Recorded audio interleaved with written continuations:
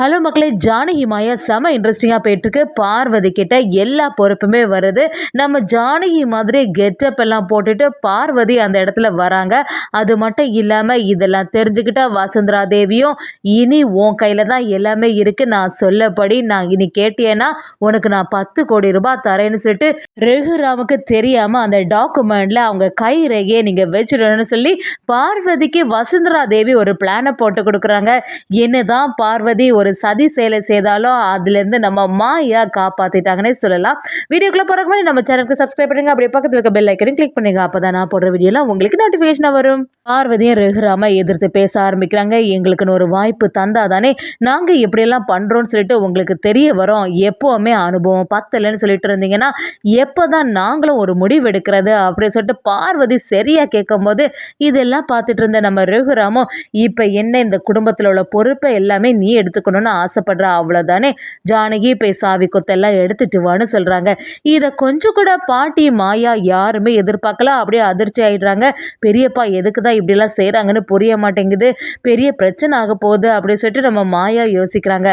அதே சமயத்தில் நம்ம ஜானகியும் எப்பவும் போல் எந்த சலனமும் இல்லாமல் அந்த சாவி கொத்தை எடுத்துகிட்டு வராங்க. அப்படியே ரகுராம் கிட்ட என்ன விஷயம்னு கேட்கும்போது ரகுராமும் இனிமே இந்த வீட்டு பொறுப்பை எல்லாத்தையுமே பார்வதி தான் பார்க்க போகிறா, அவகிட்டே சாவியை கொடுன்னு சொல்கிறாங்க. நம்ம ஜானகி சிரிச்ச முகத்தோட பார்வதி கிட்ட சாவியை கொடுக்குறாங்க. பார்வதிக்கு இப்போதான் நிம்மதியாச்சு. இத்தனை நாளாக நம்ம கண்ட கனவு எல்லாமே நினைவாயிட்டு இனிமே நம்ம ராஜ்யம் தான் நடக்க போகுது சொல்லிட்டு சந்தோஷத்தில் இருக்காங்க. அதே சமயத்தில் ரகுராமும் நம்ம சிவா கிட்ட, சிவா இனிமே தொழிலில் உள்ள எல்லா பொறுப்பையும் நீ தான் எடுத்து நடத்த போகிற, கணக்கு வழக்கு எல்லாமே நீ தான் பார்க்க போகிற, சரியாட்டு பண்ணுவேன்னு எனக்கு நம்பிக்கை இருக்குன்னு சொல்கிறாங்க. அதுக்கு சிவராமனும் உங்களோட ஆசீர்வாதத்தோட நாங்கள் இதை சரியாக செய்வோன்னு நினைக்கிறாங்க. பார்வதியும் ரொம்ப நாளுக்கு அப்புறமா இந்த வீட்டில் ஒரு நல்ல செயல் நடந்திருக்கு, இனிமே நம்ம சொல்கிறது தான் சட்டம் அப்படிங்கிற மாதிரி யோசிக்கிறாங்க. அடுத்த நாள் பார்த்தீங்கன்னா நம்ம மாயாவும் ஜானகிட்ட, பெரியம்மா வீட்டில் என்ன எல்லாமோ நடந்துட்டுருக்கு, இவங்க வேற இப்படி ஒரு பொறுப்பு எடுத்துட்டாங்க, இனிமேல் வீட்டில் பெரிய பிரச்சனை நடக்க போகுதோ அப்படின்னு சொல்லிட்டு எனக்கு பயமாக இருக்குன்னு சொல்லும்போது ஜானகியும் மாயா கிட்டே, நீ எதுக்கும் கவலைப்படாத மாயா, ஒரு பொறுப்பு இருந்தால் தான் அதில் உள்ள கஷ்டம் நஷ்டம் எல்லாமே அவங்களுக்கு தெரிய வரும், அதனால எப்படியும் அவன் நல்லபடியாக கொண்டு போவான்னு எனக்கு நம்பிக்கை இருக்குது, அவள் என்னதான் சண்டை போட்டாலும் கொஞ்சம் பொறுப்பாக தான் நடந்துப்பான்னு நினைக்கிறேன்னு சொல்லிட்டு நம்ம ஜானகியும் லைட்டாக பார்வதிக்கு சப்போர்ட்டாக தான் இருக்காங்க. அதே சமயத்தில் அடுத்த நாள் பார்த்தீங்கன்னா பார்வதியும் ஒரு கெட்டப்போட வராங்க.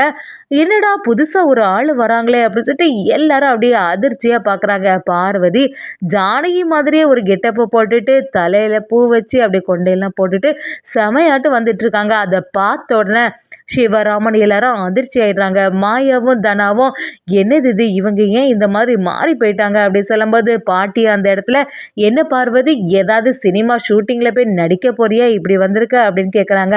பார்வதியை இனிமே இந்த வீட்டில் உள்ள பொறுப்பு எல்லாமே நான் தானே நடத்த போகிறேன், அதனால தான் இப்படி வந்து நிற்கிறேன் அப்படின்னு சொல்லிட்டு இருக்கும்போது நம்ம தனாவும் சிரிக்க ஆரம்பிச்சிடுறாங்க. இது எப்படி ஜானகி மாமா மாதிரி இருந்தாங்கன்னா அதே மாதிரி கெட்டப்பு போட்டாலும் அவங்களோட குணம் மாதிரி வந்துட முடியுமா அப்படின்னு சொல்லிட்டு நம்ம தனா யோசிக்கிறாங்க. தனமும் பார்வதி கிட்ட வந்து, நீங்கள் போட்டிருக்கிறது எல்லாமே சரிதான் சித்தி, தலையில் இருக்க சீப்பை முதல்ல எடுங்கன்னு சொல்லிட்டு கிண்டலாக பேசுகிறாங்க. அதை பார்த்த பார்வதி பயங்கரமாக டென்ஷன் ஆகுறாங்க. எதுக்கு இப்போ தேவையில்லாமல் எல்லாரும் கிண்டல் பண்ணுற மாதிரி இருக்கீங்க, நான் சொல்கிறது தான் இனிமேல் நீங்கள் கேட்கணும் அப்படின்னு சொல்லிட்டு பார்வதி அவங்க ராஜ்யத்தை ஆரம்பிச்சிட்டாங்கன்னே சொல்லலாம். அதே சமயத்தில் நம்ம சிவராமனும் தொழிலில் எப்படியாவது நல்லபடியாக முன்னேற்றத்துக்கு கொண்டு போனால் எந்த பிரச்சனையும் வந்துடக்கூடாது, அண்ணனுக்கு எந்த கெட்ட பேருமே வந்துடவே கூடாதுன்னு சொல்லிட்டு நம்ம சிவராமன் எப்போவுமே ஒரு முடிவோடே இருக்காங்க. கணக்கு வழக்குகள் எல்லாத்தையுமே அண்ணன்கிட்ட கேட்டு அவங்க கூட கலந்து ஆலோசித்து தான் ஏதாவது எடுக்கணும்னு சொல்லிட்டு நம்ம சிவராமன் யோசனையில் இருக்காங்க. இன்னொரு சைடு பார்த்தீங்கன்னா நம்ம பத்மாவும் பார்வதி கிட்ட வந்து, பார்வதி எப்படியோ நீ நினச்சது மாதிரி நடந்துட்டு ஒரு வழியாட்டு ஜானகி கிட்ட எல்லா பொறுப்பும் இது நாள் வரைக்கும் இருந்துச்சு, இப்போதைக்கு உன் கையில் வந்துட்டு அப்படின்னு சொல்லிட்டு நம்ம பார்வதி கிட்ட சப்போர்ட்டாக பேசும்போது நம்ம பார்வதி அவங்களோட திமிருத்தனத்தை பத்மா கிட்ட காட்ட ஆரம்பிக்கிறாங்க. இதை பத்மா கொஞ்சம் கூட எதிர்பார்க்கல. ஒரு பொறுப்புன்னு வந்த உடனே நமக்கு ஆதரவாக இருந்த இவ இந்த மாதிரி மாறுவான்னு நான் கொஞ்சம் கூட எதிர்பார்க்கல, இதுக்கு அண்ணியே பரவாயில்லை போல அப்படின்னு சொல்லிட்டு யோசிக்கிற அளவுக்கு பார்வதி அவங்க பொறுப்பை யூஸ் பண்ணிட்டாங்கன்னே சொல்லலாம். அதே சமயத்துல இன்னொரு பக்கம் பார்த்தீங்கன்னா, வசுந்தரா தேவி கிட்ட நம்ம புவனேஸ்வரியும் வந்து, "என்ன இப்படி ஒரு நிலைமை ஆயிட்டே! நீ ரிஜிஸ்ட்ரேஷன் நல்லபடியா நடக்கணும். இப்ப என்ன செய்றதுன்னு எனக்கு ஒரே குழப்பமா இருக்கு." அப்படி சொன்ன உடனே வசுந்தரா தேவியும், "நீங்க எதுக்குமே கவலைப்படாதீங்க. அந்த குடும்பத்துல பார்வதி இருக்க வரைக்கும் எந்த பிரச்சனையும் நமக்கு வரப்போறதில்ல. கண்டிப்பா அந்த பார்வதி கிட்ட ஏற்கனவே ஒரு நாள் எங்களோட ஆட்கள் போய் நகையெல்லாம் குடுக்கும்போது அவ வாங்கிட்டு கண்டிப்பா இந்த சொத்தை உங்களுக்கு நான் எழுதி தர மாதிரி ரகுராம் அவங்கள்ட்ட பேசி பார்க்குறேன்னு எல்லாம் சொன்னா. அதனால பார்வதி எல்லாம் நம்ம பக்கம் தான் இருப்பா.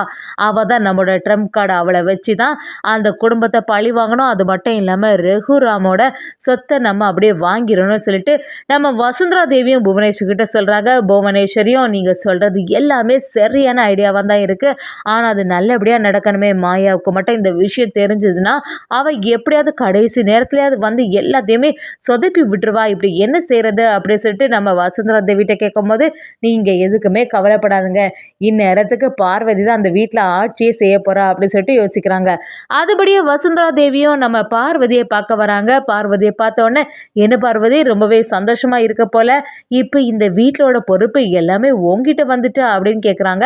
அது மட்டும் இல்லாமல் இனிமே அந்த வீட்டில் எந்த முடிவு எடுக்கனாலும் நீ தான் எடுத்தாகணும். எல்லாரும் உன்கிட்ட தான் கேட்க போகிறாங்க அப்படி சொல்லிட்டு பார்வதிக்கு ஆதரவா பேசிட்டே இருக்காங்க. இதை கேட்ட பார்வதிக்கு இன்னும் கொஞ்சம் சந்தோஷம் ஆயிட்டே இருக்கு.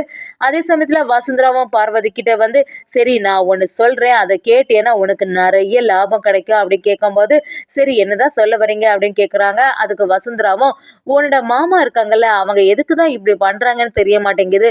கண்டிப்பா அந்த பரம்பரை சொத்தை எல்லாம் என் கைக்கு வந்துன்னா எவ்வளோ ரூபாய் உங்களுக்கு லாபம் கிடைக்கும். இப்ப அந்த சிவன் கோயிலை கெட்ட போறேன்னு சொல்லிட்டு அதுவும் ஃப்ரீயா கொடுக்க போறேன்னு சொல்றாங்க. இதெல்லாம் கொஞ்சமாவது நம்புற மாதிரி இருக்கா? அது மட்டும் இல்லாம உங்களுக்கு இதனால என்ன பலன் கிடைக்குது? ஏற்கனவே உங்கள்ட்ட வாக்கு வேற கொடுத்திருந்தாங்க. தொழில்ல முன்னேற்றம் தருவேன், அது தருவேன்னு சொல்லிட்டு எல்லாம் அதெல்லாம் நடக்கவா போகுது? பேசாம என்கிட்டயே அந்த சொத்தை கொடுத்தீங்கன்னா உங்களுக்கெல்லாம் லாபம் எவ்வளோ மடங்கு கிடைக்க போகுது அப்படின்னு சொல்லிட்டு பார்வதியை இன்னும் கொஞ்சம் பிரெயின் வாஷ் பண்ணிட்டே இருக்காங்க வசுந்தரா. அது மட்டும் இல்லாம, "சரி நான் சொல்ற மாதிரி கேட்டியேன்னா அதுக்கப்புறம் உனக்கு நான் 10 கோடி ரூபாய் தரேன்" அப்படின்னு சொல்றாங்க. அது கேட்ட பார்வதியும், "நீங்க சொல்றது எல்லாமே சரியா தானே இருக்கு. ரொம்ப நமக்கு வேற ரூபா கிடைக்க போதேன்னு சொல்லிட்டு சந்தோஷத்துல இருக்காங்க. சரி என்னதான் செய்யணும்னு சொல்லுங்க" அப்படின்னு கேட்கும்போது வசுந்தராவும் பார்வதி கிட்ட, "எனக்கு எப்படி இருந்தாலும் அந்த சொத்து என் கைக்கு வந்தே ஆகணும். பேசாம ரகுராம் வந்து தூங்கிட்டு இருக்கும்போது நான் ஒரு டாக்குமெண்ட் தருவேன். அந்த டாக்குமெண்ட்ல அவங்களுக்கு தெரியாமலே அந்த கைரேகை டாக்குமெண்ட்ல வைக்கிற மாதிரி வச்சிடணும்" அப்படின்னு சொல்றாங்க. அதை கேட்டு பார்வதி, "நீங்க சொல்றது எல்லாமே சரியா தான் இருக்கு. ஆனா அது கொஞ்சம் ரிஸ்கான வேலையாச்சே" அப்படி சொல்லும்போது, "அதான் உனக்கு நான் இவ்வளோ ரூபாய் தரேன்ல, எனக்காக நீ இதை செய்ய மாட்டியா? உனக்கு தான் அதிகமா பணமும் தரேன்னு சொல்றேன்ல" அப்படின்னு சொன்ன உடனே பார்வதியும், "சரி நான் யோசிக்கிறேன்" அப்படி சொல்லிட்டு அந்த இடத்துல இருந்து வசுந்தரா தேவிக்கு ஆதரவாகவே பேசிட்டு வராங்கன்னே சொல்லலாம். அதே சமயத்துல பார்வதி எப்படியாவது ரகுராமோட கைரேகையை வாங்கணுமே, அதுக்கு என்ன பண்றது சொல்லிட்டு பிளானை போடுறாங்க. எது எப்படி நடந்தாலுமே நம்ம மாயாவுக்கு எல்லா விஷயமும் தெரிய வருது. ஒரு கட்டத்துல பார்வதியோட சூழ்ச்சிக்கு ஆப்பு வைக்கிற மாதிரி நம்ம மாயா ஒரு செயல் செய்றாங்கன்னே சொல்லலாம்.